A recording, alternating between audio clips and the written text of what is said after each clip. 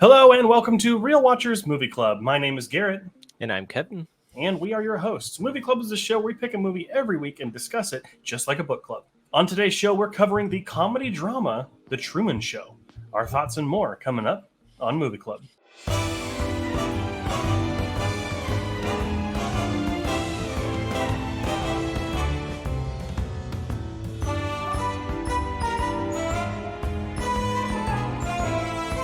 Released in 1998, The Truman Show was directed by Peter Weir and stars Jim Carrey, Ed Harris, and Laura Linney. An insurance salesman discovers his whole life is actually a reality TV show. It's currently ranked 138 on IMDb's Top 250 and currently has a 4.2 out of 5 on Letterboxd and is ranked number 250 on its Top 250. The film was nominated for 3 Academy Awards, including Best Actor in a Supporting Role for Ed Harris, Best Original Screenplay, and Best Director. Before we dive into our thoughts, though, we do want to issue a spoiler warning for the film. We are going to be talking about the major spoilers that happen in this movie, and we won't want you to be spoiled. So if you haven't seen the movie before, go out and watch it, and then come on back to us here so you can kind of get more out of this video. You won't offend us. Just go ahead and pause it, come back. It's fine. But stay tuned to the end of the show to find out what movie we're covering next week, because as always, hopefully it'll be a good one. Alrighty, Kevin. So, as far as movie picks go, Truman Show was my pick this week. Honestly, it was just a movie that I had not seen for quite a while. And I don't know if you had ever seen it before, or if you had, maybe it was a while ago. So I just wanted to go ahead and get it out of the way. It's one of those movies that kind of everyone, you're talking about good movies, and someone will always bring up Truman Show at some point, and everyone's like, yeah, that movie is good. So, what is your history with the movie before watching it?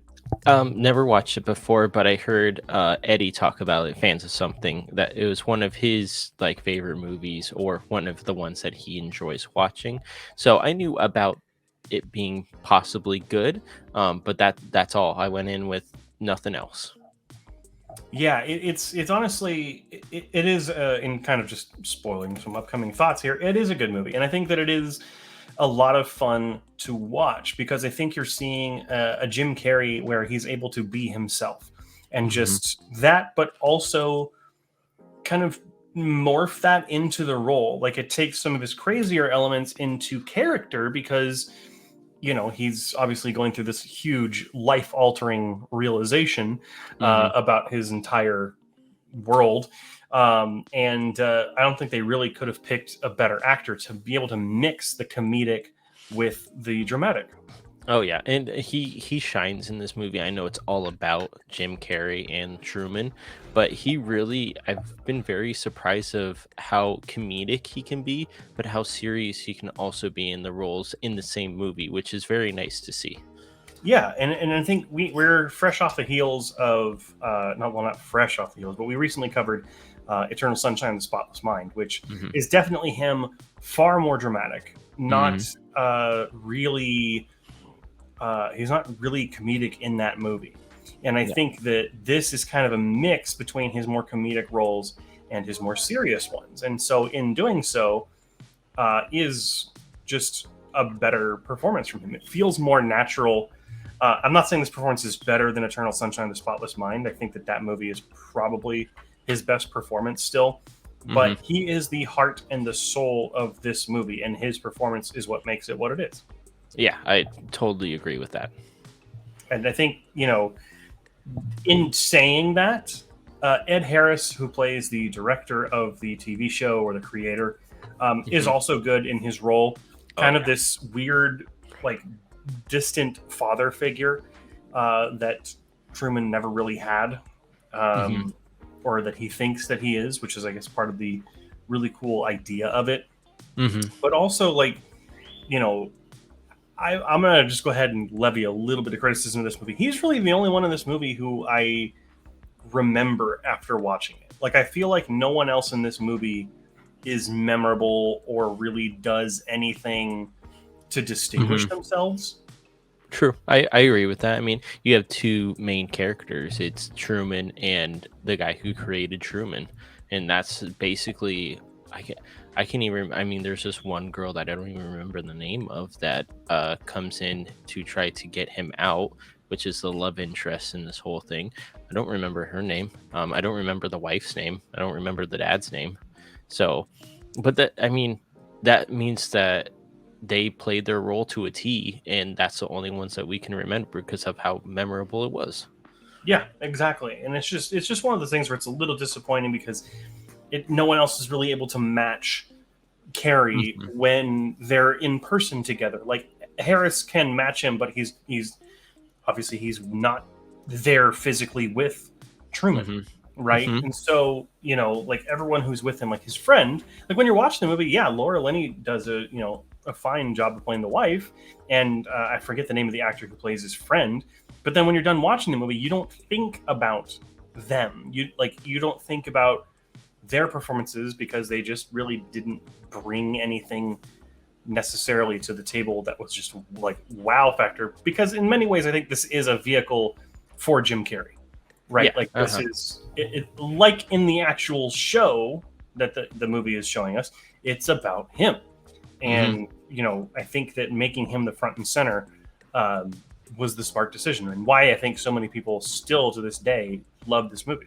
Well, and I like it too because yes, it puts two perspectives into your mind as well. The director of the show and the star of the show. Which one is correct in their ways? Is does he really need to see the entire world for himself, or stay in this world that he knows and that the director thinks that he likes, or does he want to go out and explore as well? But I like how they didn't share the screen that much as in the movie, because you have Truman's point of view and you have the director's point of view, and Yeah, that's it. So I really enjoyed that. yeah, and I think that that's really all that matters, Hmm. right?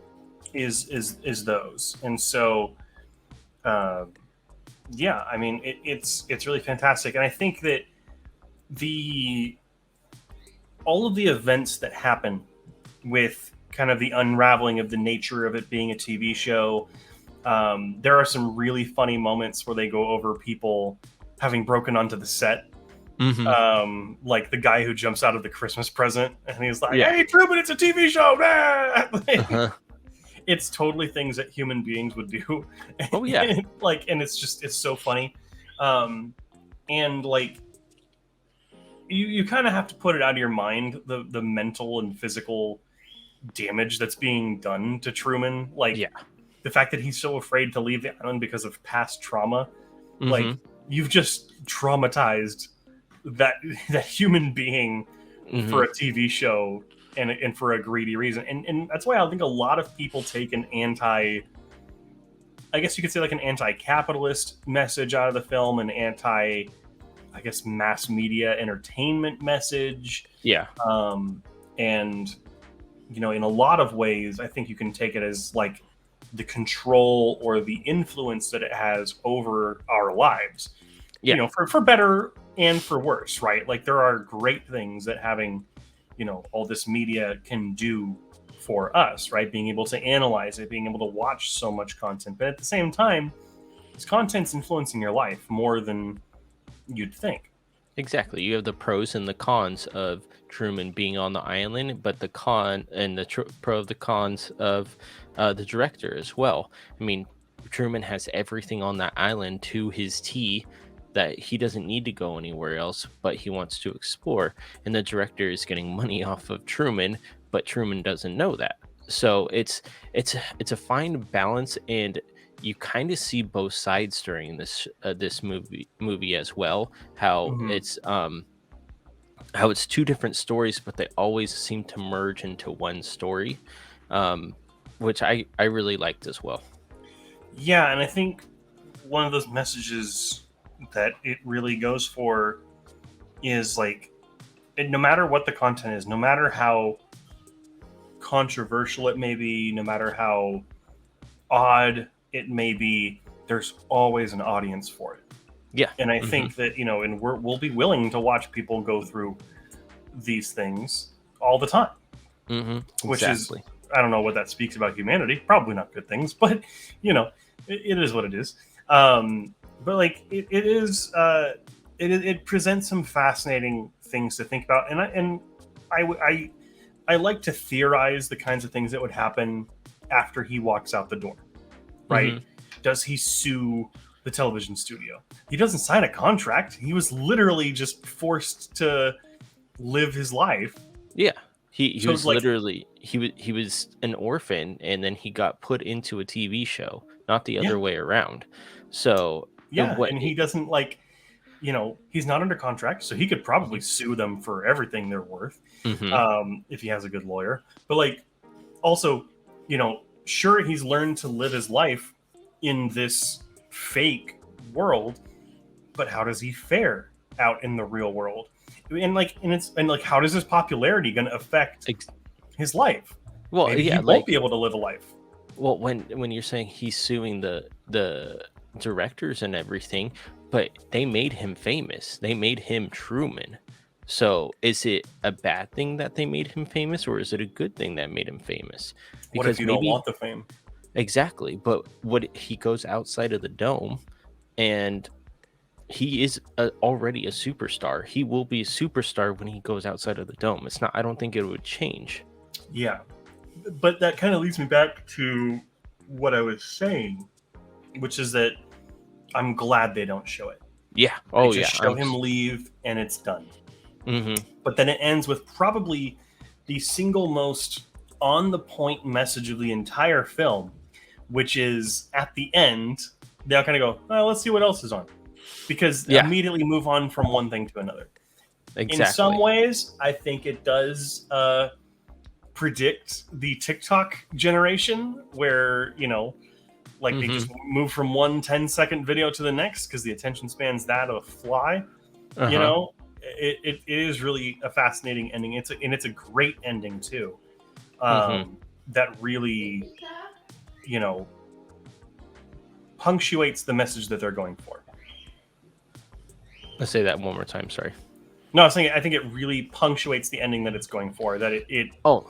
it really brings it home. Oh yeah. And another thing is at the ending when he says his catchphrase too, just to end the movie that way. Good morning, good evening, and good night. I think it's something like that. I don't remember it. But that what a great way you start off with that saying, but then you still end with that saying. I love that part of it as well. Yeah, and it's you know like at that point he knows, what he's done for people, whether that's Mhm. consciously or subconsciously, right? He knows he's on television. The director tells him the whole world is watching. What are you going to say? And it's going to be the one thing that he tells people, because he's, as far as we know, Truman is a very pure, innocent person for the most Mhm. part. And so, like, why not be the thing that he tells everyone every morning? Yeah. Like, if in case I don't see you, good afternoon, good evening, and good night. Like, it's a Mhm. goodbye, but it's also you know A start to a new a new story. chapter. Yeah. Yeah, and I think it's fantastic, and I think that Yeah. is just easily one of Jim Carrey's best moments is the ending. I totally agree. Yeah, a total career highlight for sure. hmm Another good thing about this movie that I personally enjoyed was the use of the fish islands, especially at like the docks and around the whole town, pretty much, just to give you a wider point of view with the people and see if you can see things that are different throughout the whole entire movie, which I thought was very ingenious.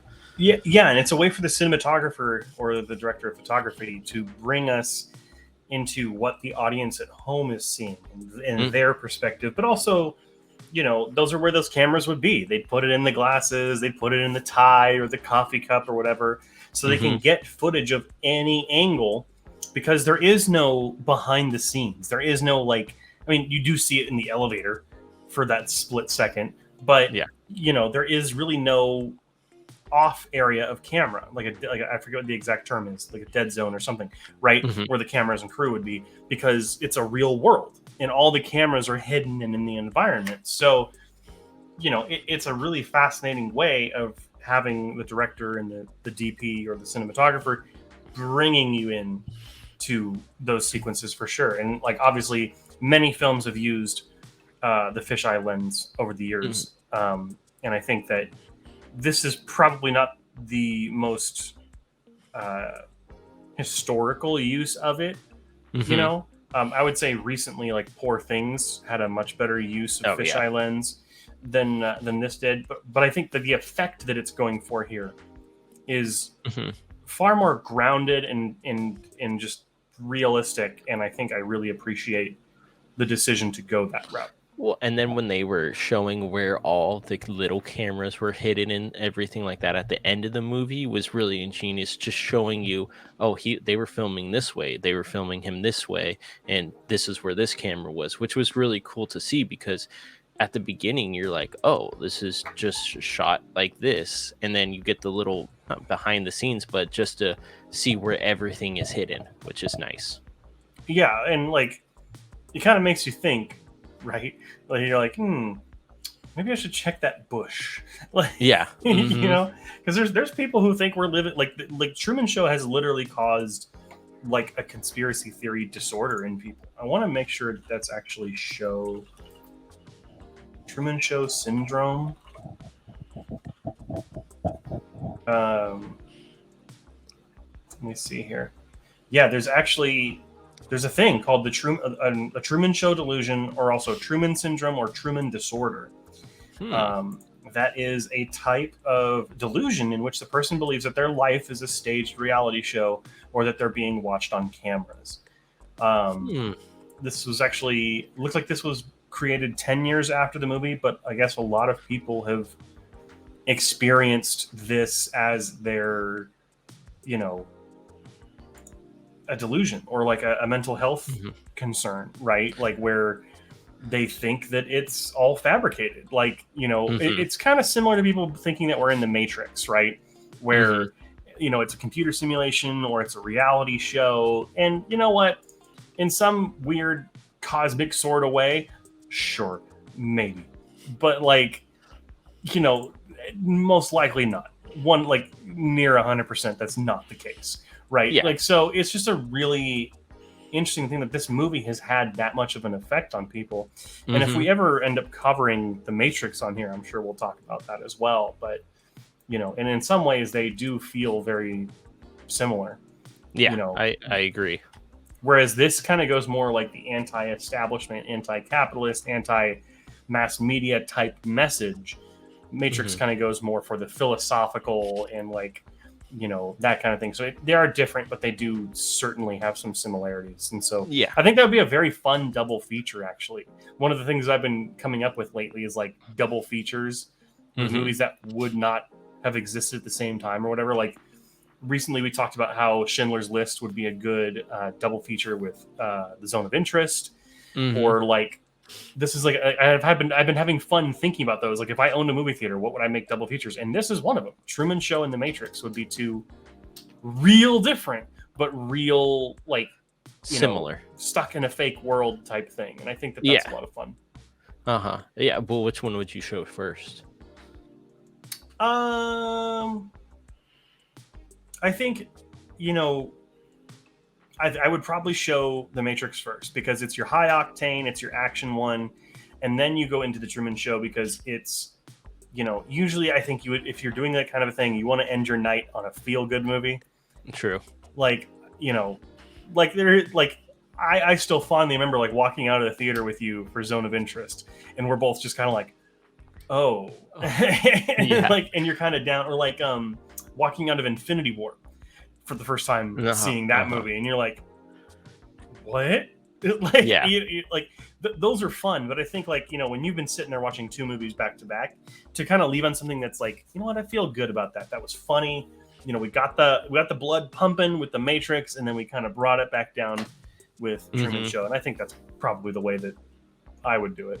Yeah, I So think I mean, I would do the same exact thing as well, just because I think The Matrix could be the higher up version of Truman Show. Like they in are some ways, yeah. yeah, they are more they are the future of it, and then this is how it ends. And then you go straight into the Truman Show, which would be interesting. Granted, one's more the philosophical, Yep. apocalyptic, you know, vision, and this one's more and more like, yeah, maybe this kind of thing would be bad if it happened. You Yeah. know, so Uh-huh. But enough about potential, things like that.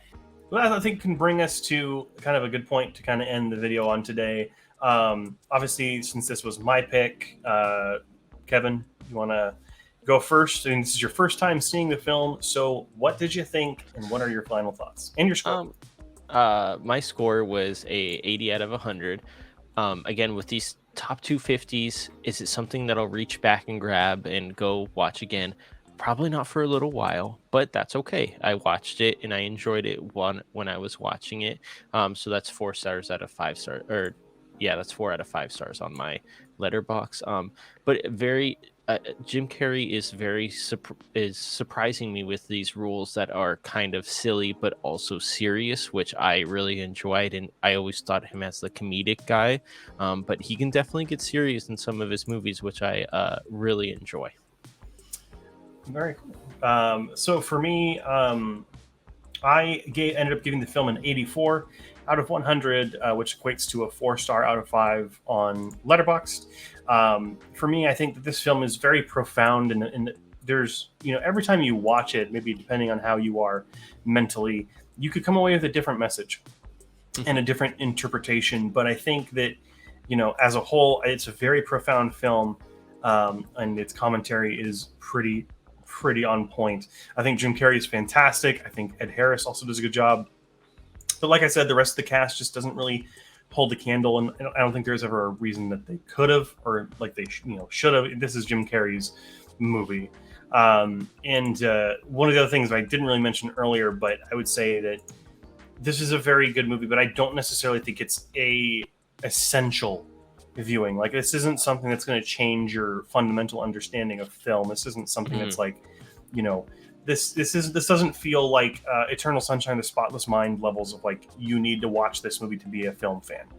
At least for me personally, there's probably a bunch of people out there that say this is an essential film, and that opinion is totally valid. I'm not discrediting that, but just like if I was putting together a what's the word I'm thinking of, like not a rubric, but like a curriculum for like a class, right? Like this would probably be like, you could also watch this movie.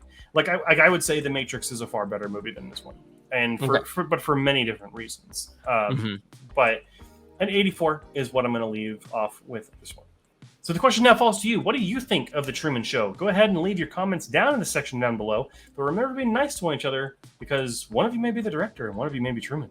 Next week, we'll be covering the Hitchcock classic thriller, Vertigo, which is a very exciting one indeed. So make sure to watch it before next week so you're not spoiled. And again, thank you so much for watching. Make sure to check out our live stream, which goes live every Monday at 7 p.m. Pacific Standard Time, where we talk about movie news, reviews, trailers, and so much more. And also, like this show goes live every Friday. So make sure you're subscribed so you do not miss out on any of those. And for any future content that may be coming soon, we've got some more top 10s in the pipeline, as well as a potential new show. Who knows? But again, thank you so much for watching. And until next time, make sure to keep your eyes on the screen.